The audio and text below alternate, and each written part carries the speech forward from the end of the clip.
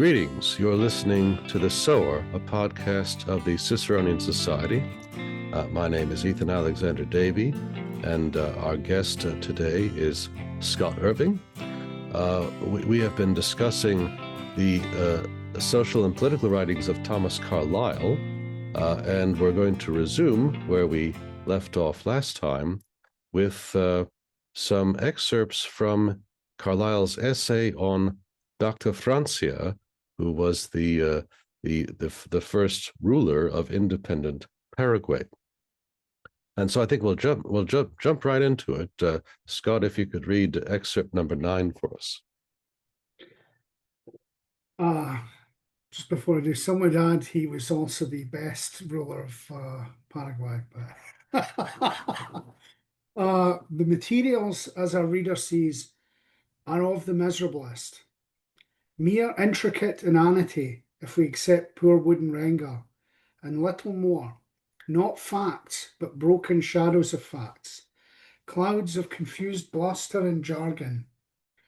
The whole still more bewildered in the Robertsons by what we may call a running shriek of constitutional denunciation, sanguinary tyrant, and so forth. How is any picture of Francia to be fabricated out of that? Certainly, first of all, by omission of the running shriek. This latter we shall totally omit. Francia, the sanguinary tyrant, was not bound to look at the world through Renger's eyes, through Parish Robertson's eyes, but faithfully through his own eyes. We are to consider that, in all human likelihood, this Dionysius of Paraguay did mean something, and then to ask in quietness, what? The running shriek once hushed, perhaps many things will compose themselves, and straggling fractions of information, almost infinitesimally small, may become unexpectedly luminous. Thank you. So I'll just say a few words about this quotation, and then I'll let Scott say more. But this is one example of Carlyle's humor. We have an example of Carlyle's humor in this paragraph. So, as he says in this paragraph, there aren't very many sources on the history of this ruler of Paraguay, and so the source material is not good. But Carlyle is going to work with what he has, and he says all of these sources keep attacking this man. They keep saying that he was a sanguinary tyrant, right? He suppressed the liberties of the people, and Carlyle wants to say, well, let's just look at the facts. What if we take away those exclamations? If we take all of those constitutional shrieks out of the narrative, then what do the facts tell us? What do the facts tell us about what this man did and what the consequences of his rule were? And so,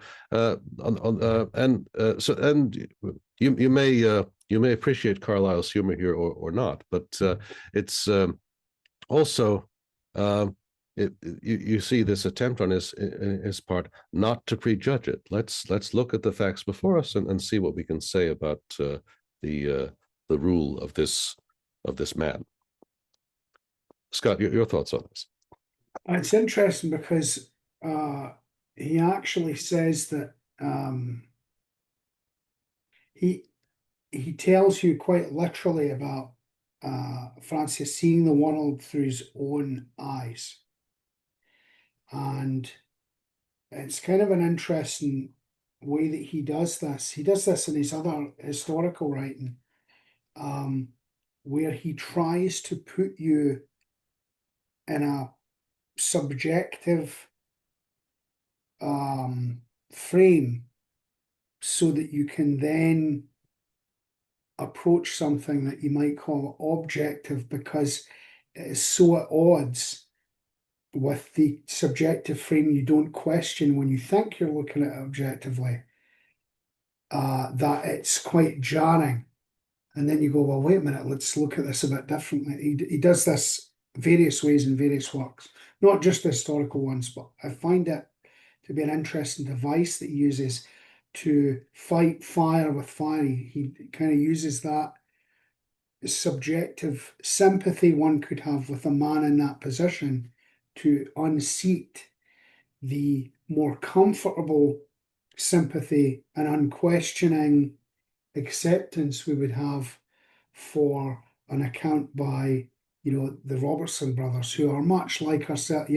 If we're the typical British reader of the time, we're thinking, oh, well, these are good, trustworthy people because they're businessmen.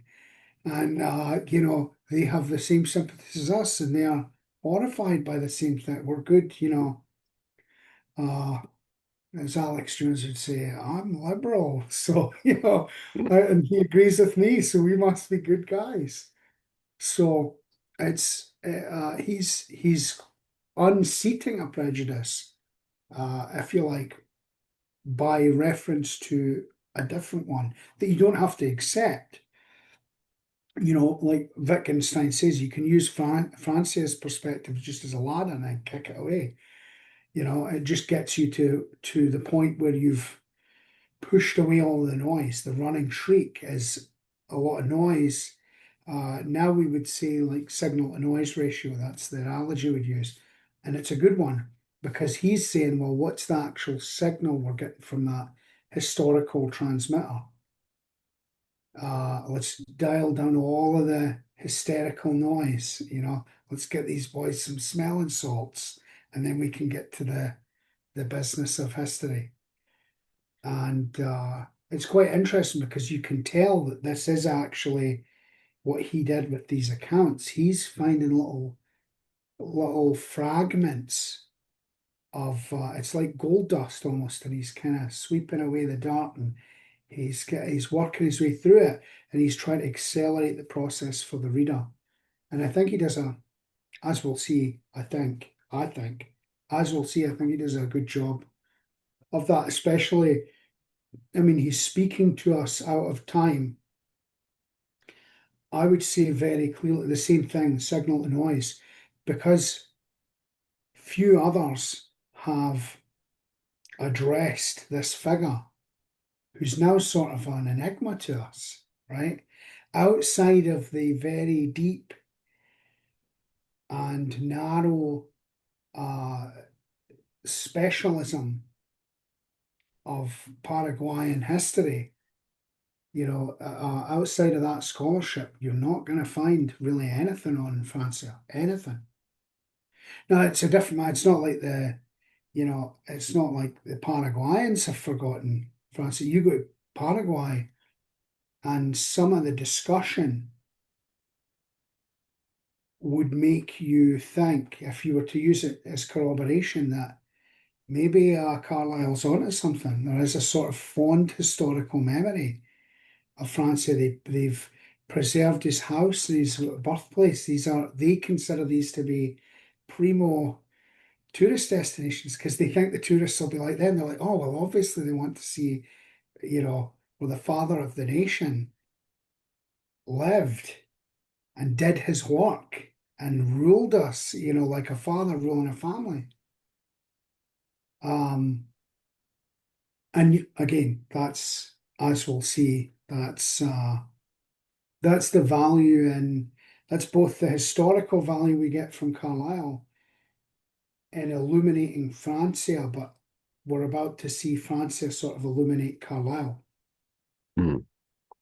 Because you see Francia's, we've talked about Knox last time. Francia and Knox are like the two of the best. I would say two of the best examples of what Carlyle is about, as they say, like what really moves him and makes sense to him is embodied particularly well in these two figures. The one, because he's the literal Calvinist, right? Knox is like the father of Scottish Presbyterianism, which was that was Carlyle's attitude. If you know that attitude and you read Carlyle, you really have the skeleton key. You can understand why someone like Francia would appeal to him, because he is the, I don't want to say secular, but he is the political, the temporal equivalent. You know, if you like, Lord's spiritual and temporal, Knox is the spiritual, and Francia is the temporal. And in the sense, and it's in a sense that you can really appreciate it, because the one does derive from the other. It's the austerity of Francia, which is a more spiritual quality, which makes him so appealing to Carlyle, because clearly there are other men who have imposed their will over much greater numbers. But with Francia, there's a spiritual simplicity and purity because of his personal conduct.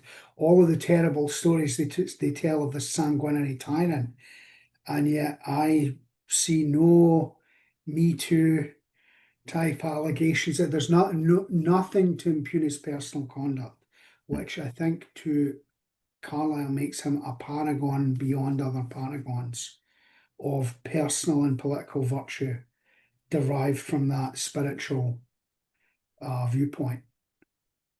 Good. Yeah, those are all excellent points, I think. And again, part of the reason we're talking about Francia is that Dr. Francia is that again, Carlyle is known as a defender of dictatorship, right? But of course, his defenses of dictatorship have a context, and the certainly the character of the alleged dictator matters a great deal, and so he's looking for a particular type of character who might be fit for this role.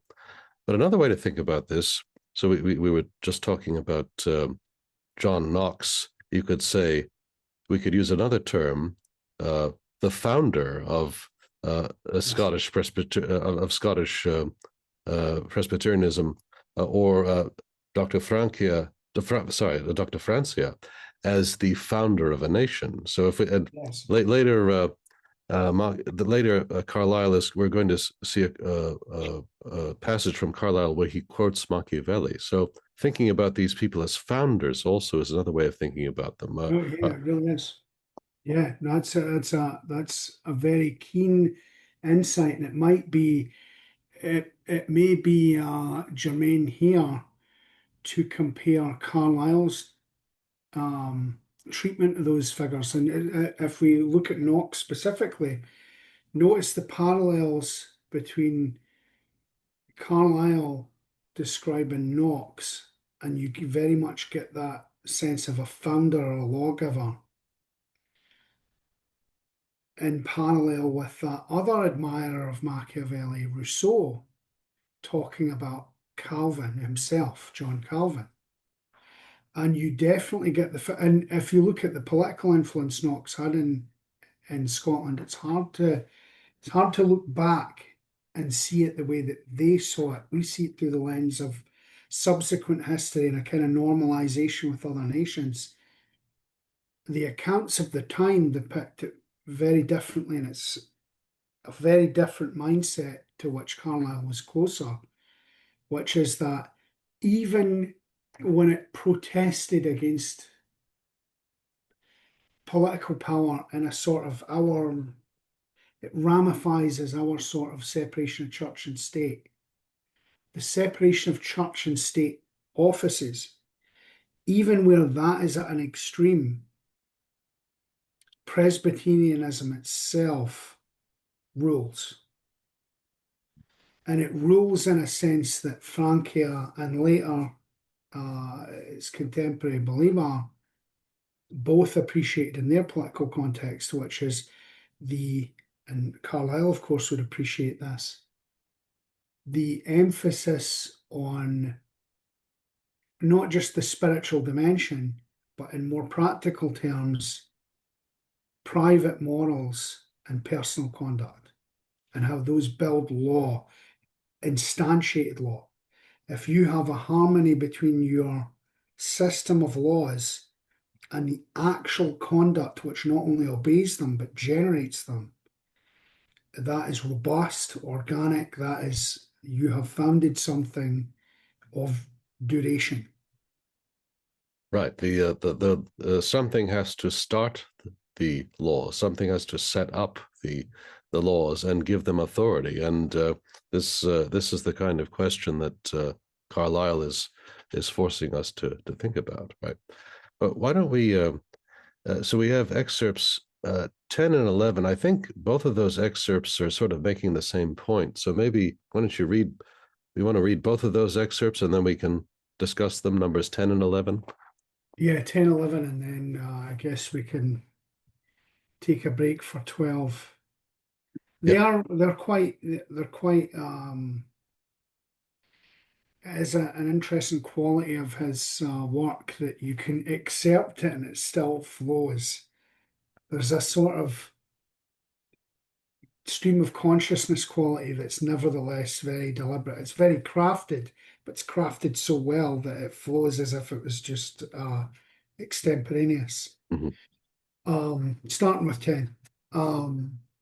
Governing is a rude business everywhere, but in South America it is of quite primitive rudeness. They have no parliamentary way of changing ministries as yet, nothing but the rude primitive way of hanging the old ministry on gibbets that the new may be installed. Their government has altered its name, says the sturdy Mr. Mears, rendered sulky by what he saw there. Altered its name, but its nature continues as before. Shameless peculation, malversation, that is their government. Oppression formerly by Spanish officials, now by native haciendados, land proprietors. The thing called justice still at a great distance from them, says the sulky Mr. Myers. Yes, but coming always, answer we. Every new gibbeting of an old ineffectual ministry bringing justice somewhat nearer. The Guacho population, it must be owned, is not yet fit for constitutional liberty. They are a rude people, lead a drowsy life of ease and sluttish abundance, one shade and but one above a dog's life, which is defined as ease and scarcity. The arts are in their infancy, and not less the virtues. For equipment, clothing, bedding, household furniture, and general outfit of every kind, the simple populations depend much on the skin of the cow, making of it most things wanted: lasso, bolas, ship cordage, rimmings of cartwheels, spatterdashes, beds, and house doors. In country places they sit on the skull of the cow. General Artigas was seen and spoken with by one of the Robertsons, sitting among field officers, all on cow skulls, toasting stripes of beef and dictating to 3 secretaries at once. They sit on the skull of the cow in country places. Nay, they heat themselves and even burn lime by igniting the carcass of the cow. Right. So again, what occurs? The first thing that occurs to me in reading these passages, right? So we have this ultimately this defense of a dictator or founder who established himself as sole ruler, and there may be circumstances in which that is the best option for a people, right? So I think back to Aristotle's Politics, where he says that one of his defenses of monarchy is that if you have a situation where one individual is so superior in wisdom to the rest of the population, it may indeed make sense to make him absolute ruler. Whereas if you have a population of intellectual equals, then they should rule and be ruled in turn. But if you don't have that, if the population has not reached a sufficient level of education and development, then having one honest man in charge, the one educated person in the country in charge, that may be the best option. And this also, I think, would not have been especially controversial in the 19th century. Even even in our times, there have been scholars who have defended a kind of liberal autocracy that would set up the legal framework for a country that was not yet ready for constitutional liberty. So it's from that point of view not necessarily a controversial argument.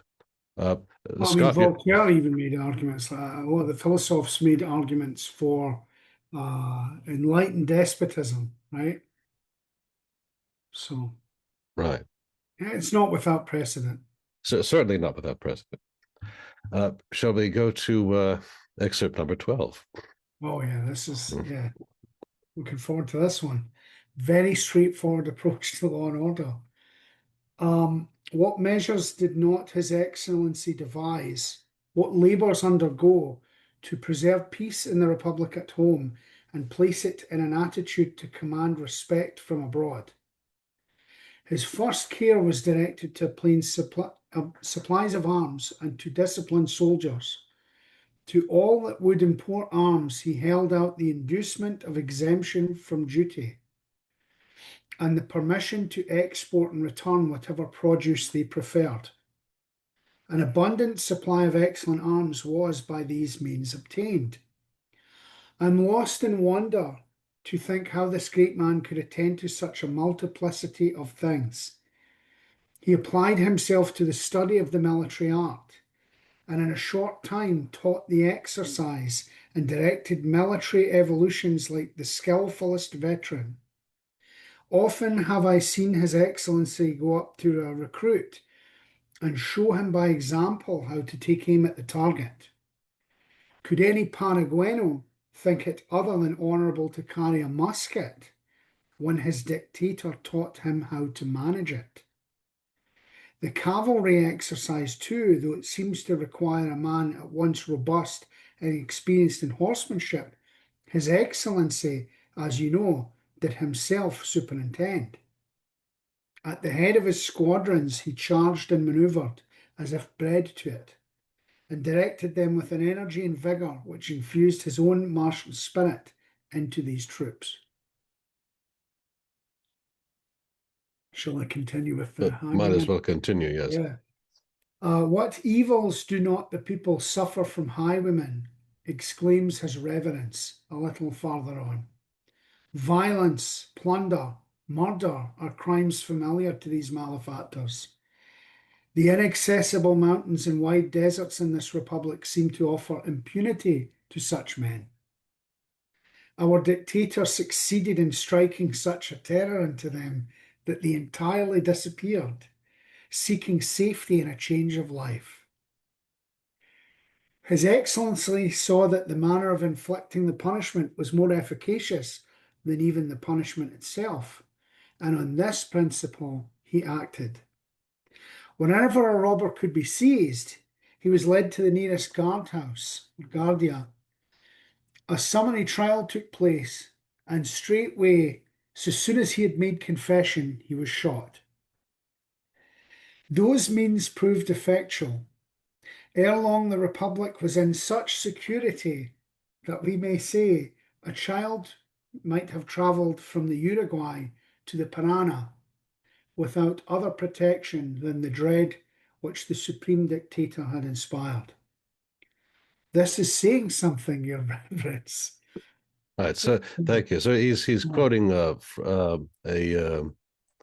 priest who had written some reflections on Dr. Francia, and so the thing that this reminds me of, if we think about the present day, and of course the circumstances are not quite the same, but when you look at these examples, especially the second one, I am led to think of the current president of El Salvador, right, Bukele, who of course was democratically elected, so not he did not make himself sole ruler, but everyone said apparently about El Salvador that the gang problem could not be solved. You couldn't do it. The country was doomed to live with this terrible crime that was perpetrated by the gangs. And well, one man came in and stopped it by using extreme measures, by mass incarceration. So not quite the level, not quite the extreme measures that Dr. Francia used, but of course Dr. Francia was living in a different time and had fewer resources available to him to deal with the problem of crime. So uh, in some circumstances, perhaps such measures are, again, Carlyle wants you to ask this question: are there circumstances in which this form of rule might be the best option? That's I think what one can say about that. Anything you'd like to add, Scott?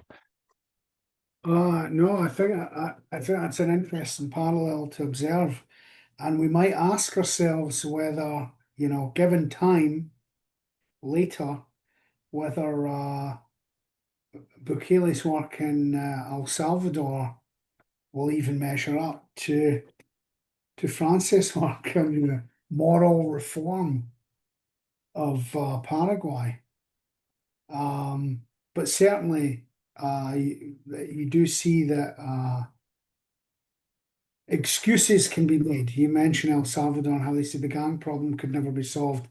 But this is one of those instances where you see where there is a will, there is a way, so long as the will is strong and the stated intent is sincere. If you will that, you can achieve that. Right, and also, and we didn't talk as much about the first paragraph in this in the excerpt, but you had the one man who needed to defend his borders, and he personally trained the army because there wasn't anyone else apparently in the country who could do that. So you have the founder, the ruler, takes that task upon himself and then trains a military to protect the country. And you might say, well, a dictator might do that for self-interested reasons, right? If to preserve his own rule, he's going to have to set up a military, but that military also defended the country. All right, so we might be with these quotations, we might be getting into Carlyle's more offensive assertions, or perhaps not. But the next excerpt takes us to a very different place, to Ireland. So Carlyle also commented on the government of Ireland, in particular during the Irish potato famine, and he was, of course, horrified by that tragedy and saw it to a large extent as a failure of government, to take the appropriate action, not only to stop people from starving, but also to help the people get into a situation where they would be able to support themselves. So if we can think back to his recommendations in the essay on Chartism, there's the same sort of concern is applied to the Irish potato famine. So the context for the next quotation that Scott's going to read: the Parliament of England had just passed two bills in the midst of this potato famine to improve the registration of Irish county and municipal voters, to make it easier for county and municipal voters in Ireland to register to vote. And Carlyle gives his response to that action of the Parliament. Extension of the electoral suffrage. Good heavens, what will that do for a country which labours under the frightfulest immediate want of potatoes? Potatoes, possibility of work that will procure potatoes, or a substitute for that sad root, and enable the electors to sustain themselves alive. There lies the awful prime necessity for Ireland just now.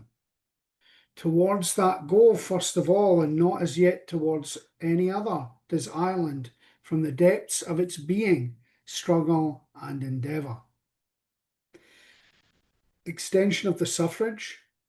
Could the chief governor in his beneficence extend the suffrage through municipalities and counties, through villages and parishes, so that not only all men of Ireland, but all the women and children, and even all the oxen and asses and dogs of Ireland should be asked their vote and taught to give it with the exactest authenticity and the last finish of constitutional perfection? Of what avail would all that be? Not that course, I should say, leads toward work and potatoes, but rather it leads directly away from it.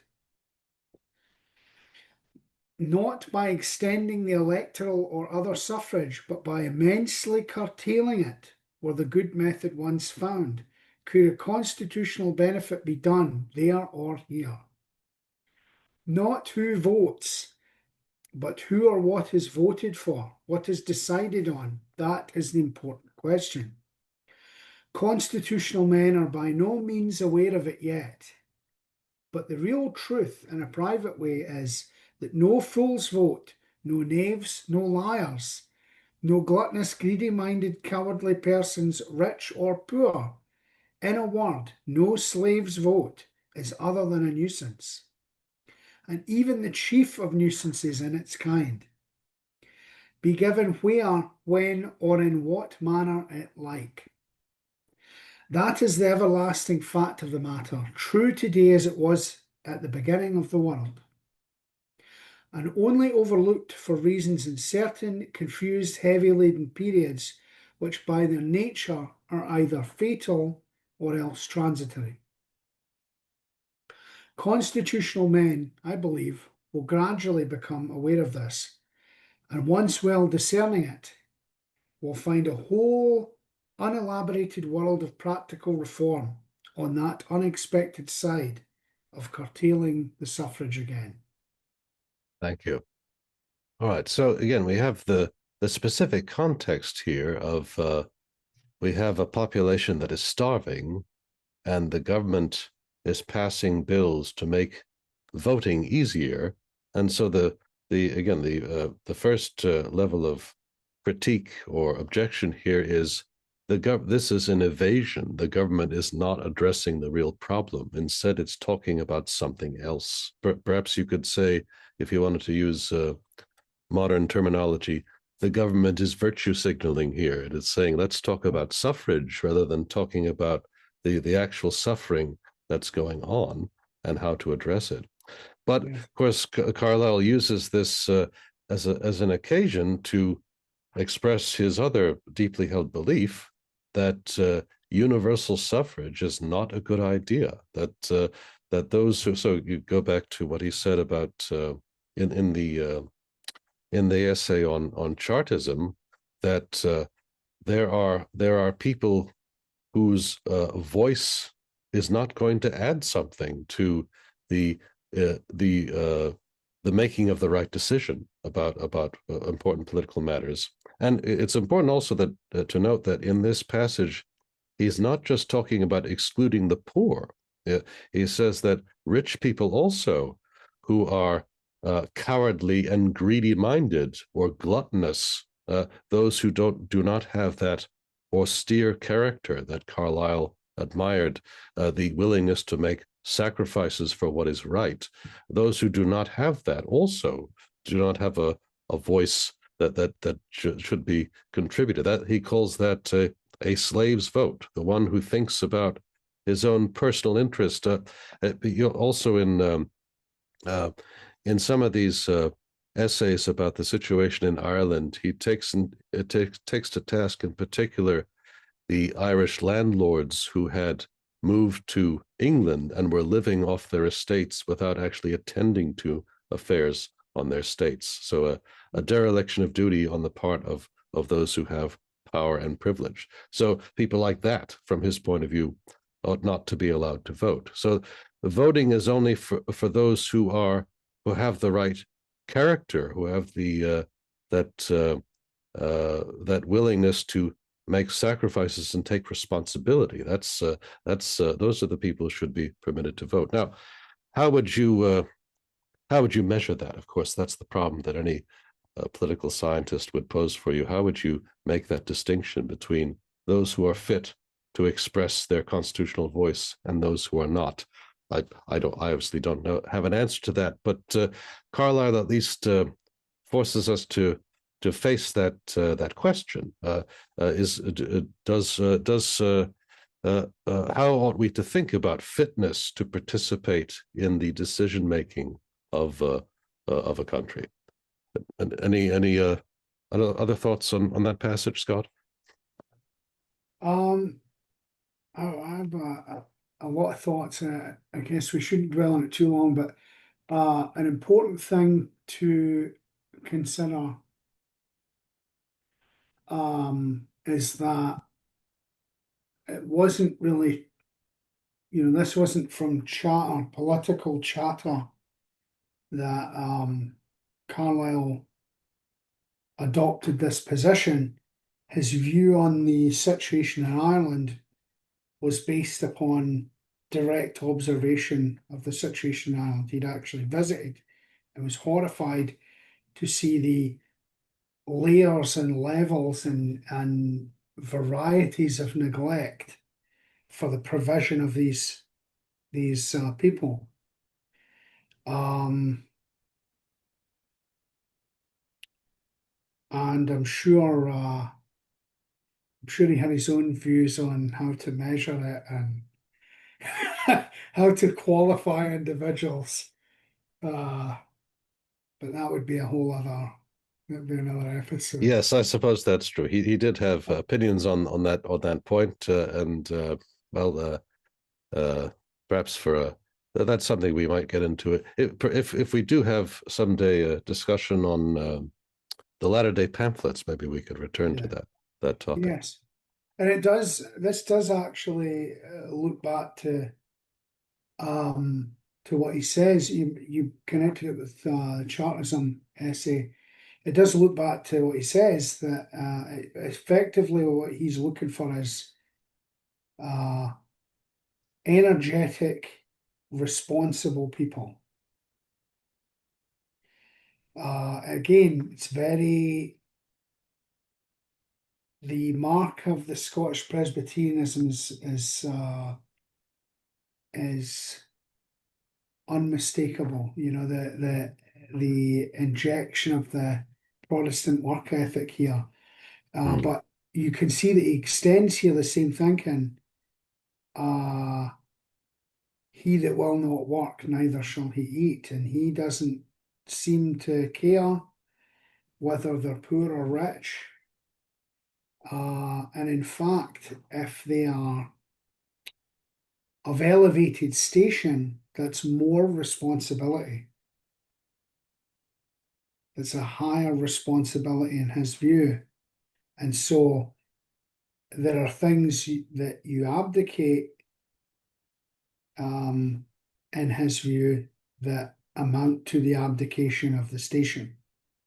That's right. Yeah. So those who are in that position of authority have a duty to work. It's even more essential that they work than those of lower station, on whose work less depends ultimately.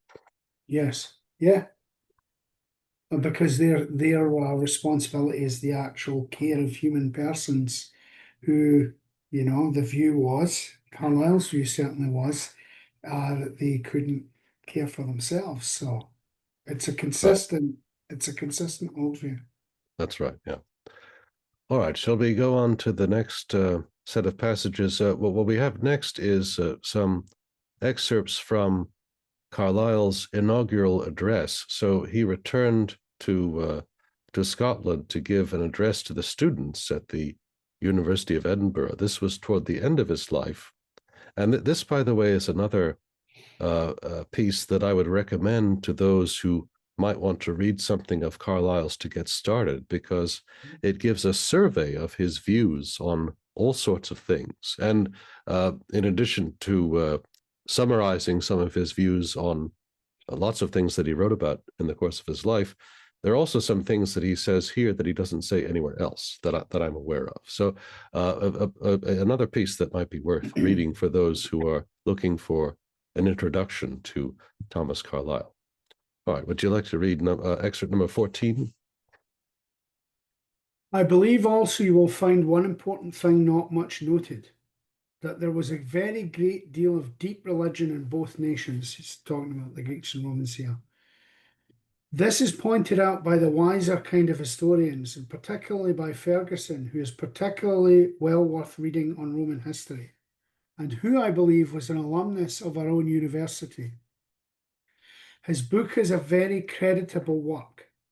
He points out the profoundly religious nature of the Roman people, notwithstanding their ruggedly positive, defiant, and fierce ways. They believed that Jupiter Optimus Maximus was Lord of the universe, and that he had appointed the Romans to become the chief of nations, provided they followed his commands.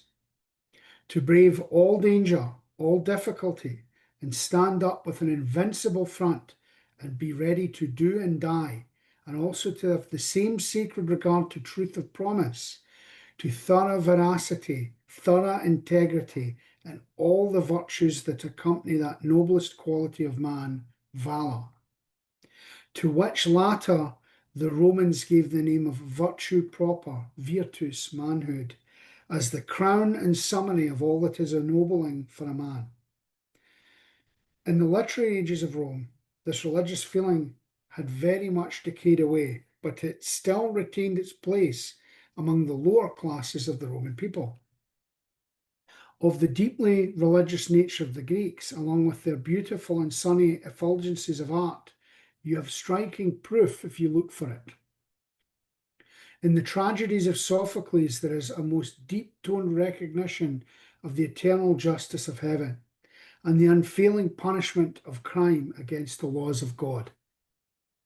I believe you will find in all histories of nations that this has been at the origin and foundation of them all, and that no nation which did not contemplate this wonderful universe with an awe-stricken and reverential belief that there was a great unknown, omnipotent, and all-wise, and all-just being, superintending all men in it and all interests in it. No nation ever came to very much, nor did any man either, who forgot that. If a man did forget that, he forgot the most important part of his mission in the world. Thank you.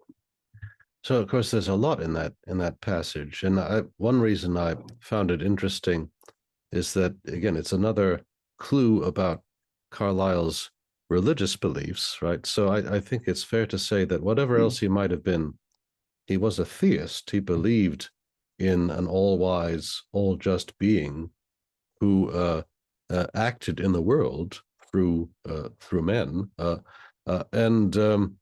and that religion, that kind of religious belief is the foundation of any just polity and of a powerful civilization. So that's now, and of course, he has some particular praise of the various features of the Roman religion as well, which is interesting, and of course, also not surprising for a man of his generation, the admiration of the Romans and the Greeks, the Romans in particular being the founders of the greatest empire that had yet been seen, and whose people were a model for the British people, who had their own empire to build and maintain. So I think, yeah, there are a number of things about this, and also, by the way, it makes me want to read Ferguson on Roman history. I have not read Ferguson on that topic. Scott, any thoughts on this passage? I think it's a wonderful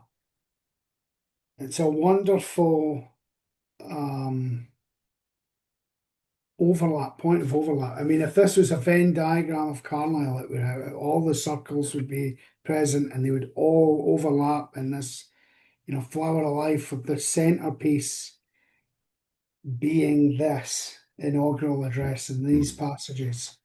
Because it brings together all of his concerns, but all of his positive views, not just the diagnostic and negative views, but the what he finds laudable and creditable and praiseworthy in the ancients, and also generally it touches some of his more spiritual concerns. But there's his views on public spirit, the spiritual dimension of life, the interest remarks, as you said, on the actual particularities of Roman religion, I think, because he's one of those making the point that is a kind of there is a kind of monotheism undergirding it, which he finds attractive, obviously, goes without saying. I think that's his that's the origin. If you go to his essay on heroes, hero worship and the heroic, this is why you get the lecture or essay on Muhammad. That's why he has a lot of time for Muhammad, is the unfailing monotheism and the spiritual purpose. It's definitely an interesting interpretation of Muhammad's life. He had his own view of it. But you see it here as well when he's talking about Jupiter, Optimus Maximus, as essentially a omnipotent creator deity who maintains the universe and everything in it. Actually, kind of takes me in the direction of Vico, but I suppose we'll pick that up whenever we return to Vico. But you have all these views there: the spiritual, the political, the qualities for which he's looking, public spirit, the masculine qualities that he finds most compelling and most important. Chiefly among them, as he says, valor, which interestingly extends. If you look at if you read it the way it flows, that comes directly out of honesty, integrity, truth. It flows into valor. So you have something of that kind of. You can see how, as a philosopher, he sees that the connection, I think, is compelling, that you could say that the fact that his mind connects those so closely, it gives you a good view of a good window into his perspective on honesty and facing the truth as a kind of spiritual valor. And, honestly seeing the world as it is, because one of the things he dislikes in his contemporary politicians, especially the liberals, is their paradiastole. They're describing their vices as some sort of virtue, but it's the same thing as the bill to extend suffrage. It's, well, what about this other thing, right? It's not really an honest, unflinching appraisal of the thing that confronts you. Honestly, that now that they've come back to the bill to extend suffrage, it made me think of the joke from the British political sitcom Yes Minister, the politician's syllogism. We must do something. This is something. Therefore, we must do this. Right. Right, and that's precisely the kind of thing that would have Carlyle jumping up and down and in rage at the kind of politician who thinks and acts that way. Yes. All right, shall we go to our next excerpt? And before, so we have a second excerpt on dictatorship, and before Scott reads this, let me just say, I will add my disclaimer here. I think I've been on record in earlier podcasts in saying that my preferred form of government is a mixed regime, right, where different parts of the government represent different classes, and there are checks and balances, and there is an assumption that you have virtue in different parts of the population. There is some sharing of power. That's my preferred form of government. But there are thinkers of the past who thought that either that form of government might not be workable, or it might not be workable at certain times, and that's also a way for us to accept Carlyle's challenge here. And in the next passage, we're going to see that Carlyle is agreeing with another important political thinker, Machiavelli. So go ahead and read the next passage for us. Machiavelli has remarked, in speaking of the Romans, that democracy cannot long exist anywhere in the world. That as a mode of government, of national management or administration, it involves an impossibility, and after a little while must end in wreck. And he goes on proving that in his own way. I do not ask you all to follow him in that conviction, but as to him a clear truth. He considers it a solecism, an impossibility that the universal mass of men should ever govern themselves.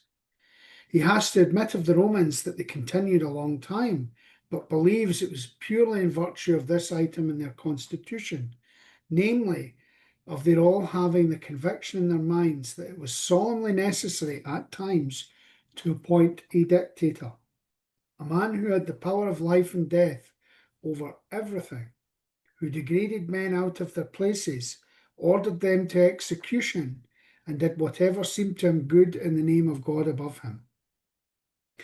He was commanded to take care that the republic suffer no detriment, and Machiavelli calculates that this was the thing which purified the social system from time to time and enabled it to continue as it did. Probable enough if you consider it, and an extremely proper function surely, this of a dictator, if the republic was composed of little other than bad and tumultuous men, triumphing in general over the better and all going the bad road, in fact. Well, Oliver Cromwell's protectorate, or dictatorate, if you will let me name it so, lasted for about 10 years. And you will find that nothing which was contrary to the laws of heaven was allowed to live by Oliver. Thank you. So first of all, I think this is an accurate summary of an argument that Machiavelli makes in the discourses, right? So he says that Machiavelli defends a republican form of government, but he argues that, as we've seen before from Carlyle, that over time institutions decay, the people become corrupt, and then you need some extraordinary solution to reinvigorate the system. And for Machiavelli, that was one of two things. Either you need some great men to show exemplary virtue that inspires the people to return to their first principles, or you need some powerful men to use terror to shock the people out of their corruption and make them think twice about acting in a corrupt way. And I don't know when Carlyle read Machiavelli, whether he read him later in his life or earlier, but it seems to me that Carlyle came to a very similar conclusion about politics, that institutions tend to decay, corruption tends to accumulate, and at some point to recover, a great man needs to step in and reinvigorate the system, and that's really the only way to stop the decline. And you see this throughout Carlyle's writings, and it appears to be consistent with the advice that Machiavelli gave in the discourses. And if I'll say this briefly about latter-day pamphlets, what Carlyle recommended for England then was not that England's constitution should be abrogated, but that they needed a powerful prime minister who would be able to select his own government, not only from members of parliament, but from the best people in the country, which was not the traditional way of doing things, in order to be able to conduct serious reforms. So not an abrogation of England's constitution, but a greater centralization of power for that particular task, which is, again, similar to the course that he's recommending here. Any thoughts on this passage, Scott? You covered the ground. You covered the ground I would have covered there.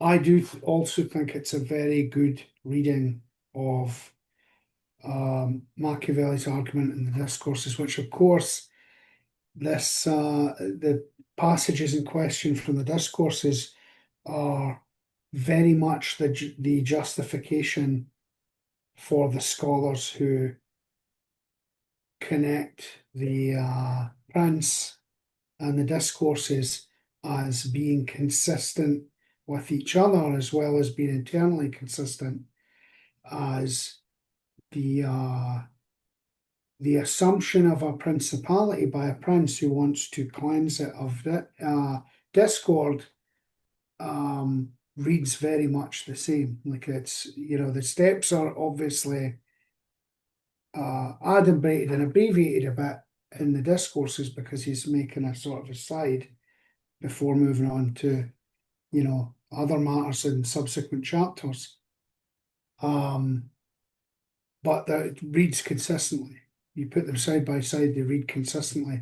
And you start to get the view, not that, a lot of ungenerous commentators will give, that he's not at all talking about, oh, well, you could just pursue your own advantage and your own personal advantage, and that, you'd have some corrupt person will take over and roll this way, and, it's some sort of work of political sadism or whatever.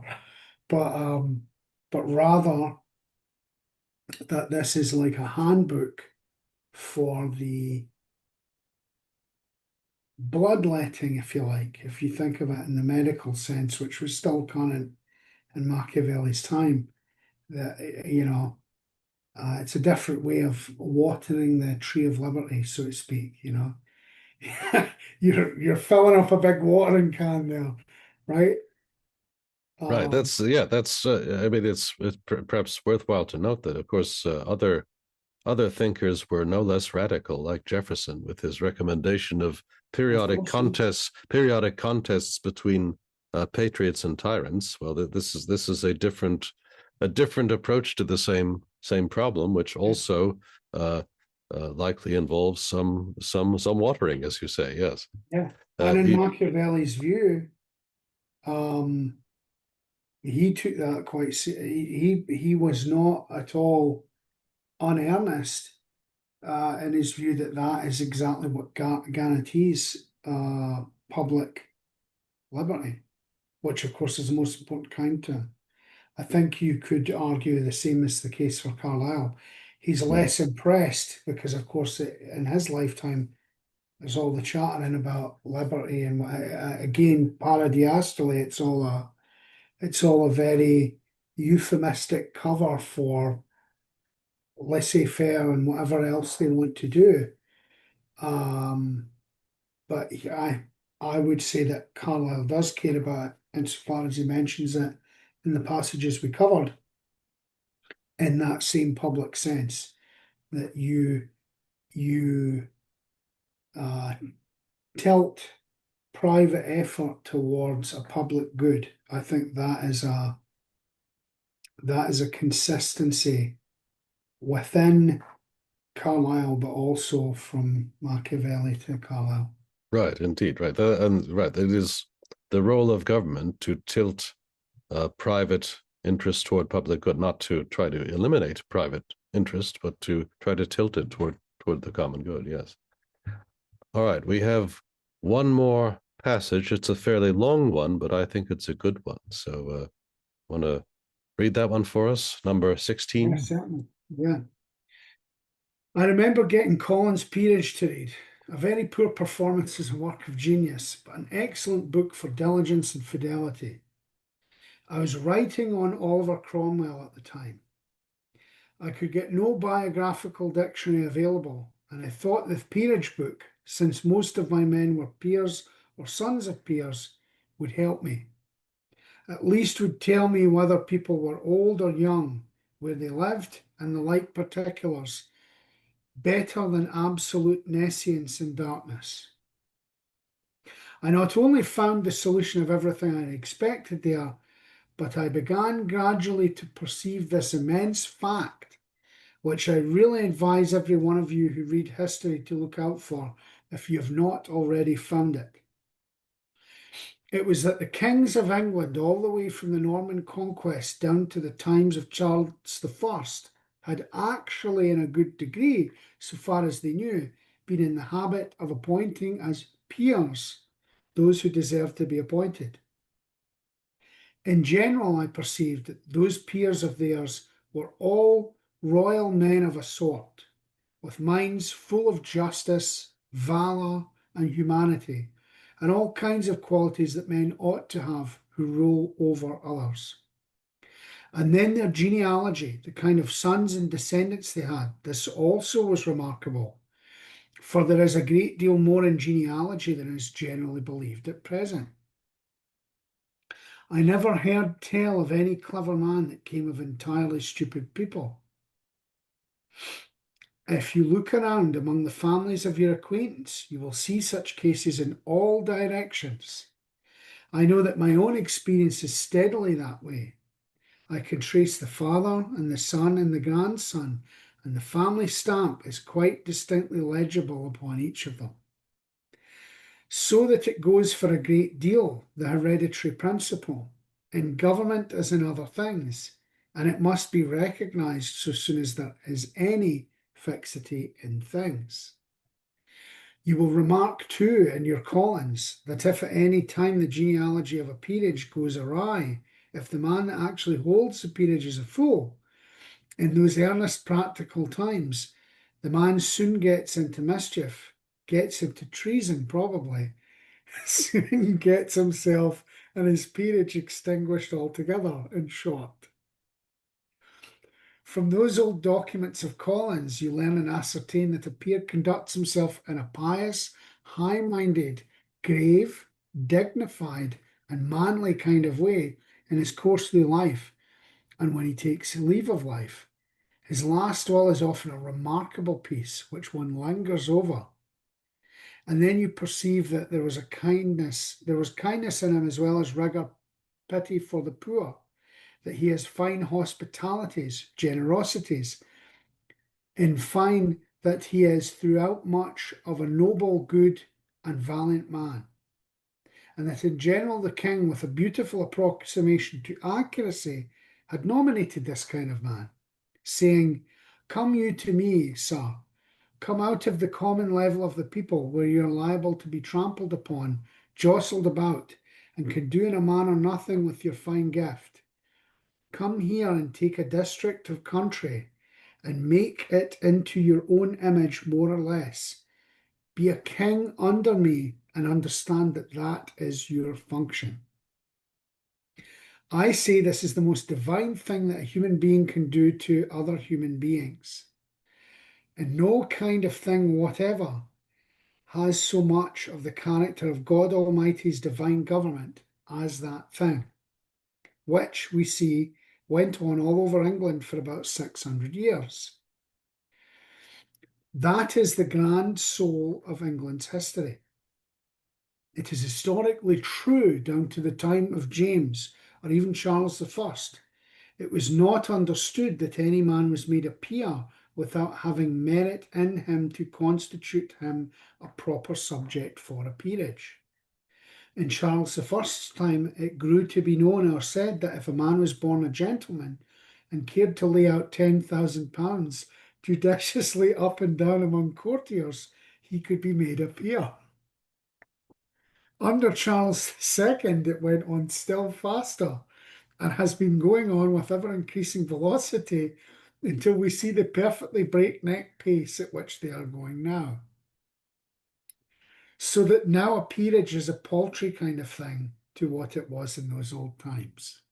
Thank you. Well read. And so there's obviously a lot in this passage, and um, so where to begin? So we might begin with the end of it here, because he discusses at the end the corruption of the peerage, right? So the Carlyle, especially later in life, was a defender of a kind of aristocracy, right? So you have the great man, but the great man has the best chances of success if he can surround himself with other great men and raise up from the population those who have the greatest talents for government, and be able uh, uh, to have them as his assistants and as in essence co-rulers of the kingdom. And so he says for quite a while the England's peerage was like that they were good men, and if there were new members of the nobility, they were raised up because they had merit. They had the virtues that made them fit to exercise power and influence. But the corruption begins with the Stuart kings, and this gives you a window, or maybe a clear explanation of why Carlyle had very few nice things to say about the Stuart kings. He was not a fan of them. So the Stuart kings, he argues, corrupted the nobility by allowing people to buy peerages. Right, if you had the money, then you could become a peer, and so people were being selected on the basis of wealth and not on the qualities of valor, integrity, and other which made them fit to be rulers. And so the corruption of the nobility is when money becomes the measure. Money becomes the measure of who is fit to have such a position in society.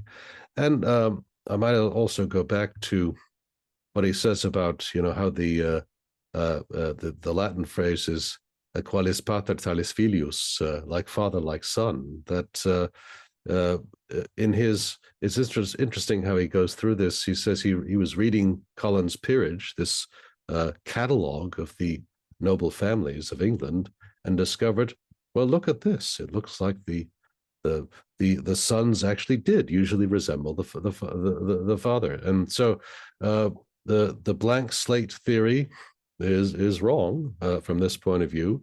There is something in heredity, and uh, go back to Aristotle. Aristotle has fragments of a dialogue on good birth, and suggests that good parents produce good children, and so it goes down the line.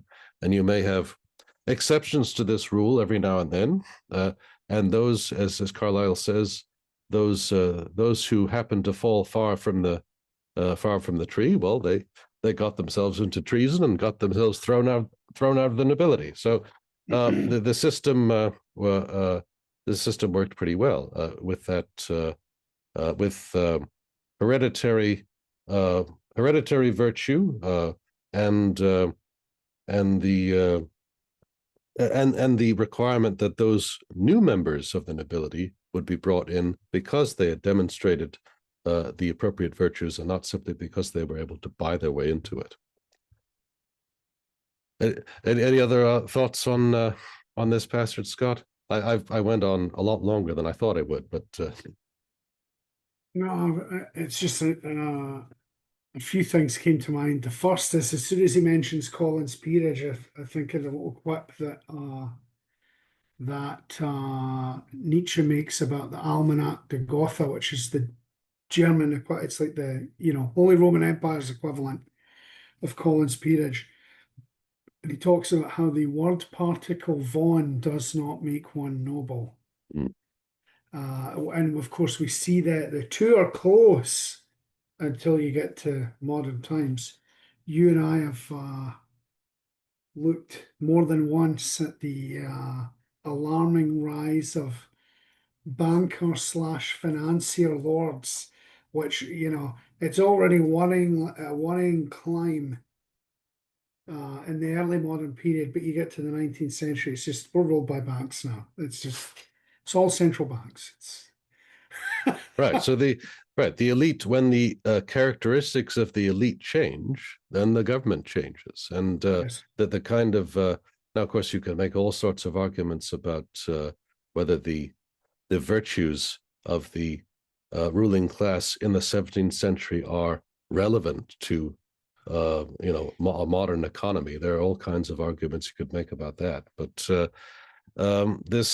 if we are dissatisfied with the people who rule us today, well, there may be reasons for that. That has to do with the way in which they earn their wealth, and the way they earn their wealth also has an effect on the character.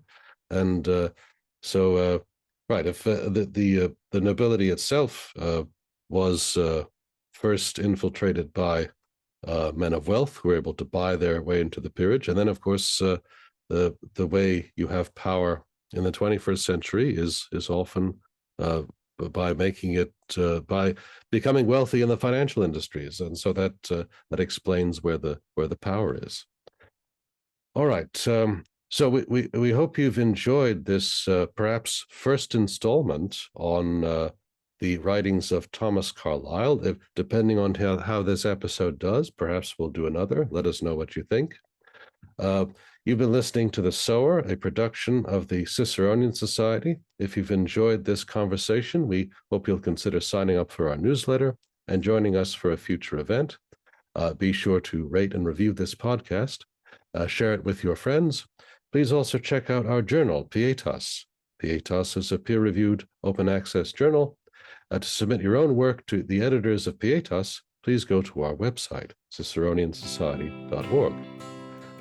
Thank you for listening, and thank you, Scott, today for all of your reading and for your commentary.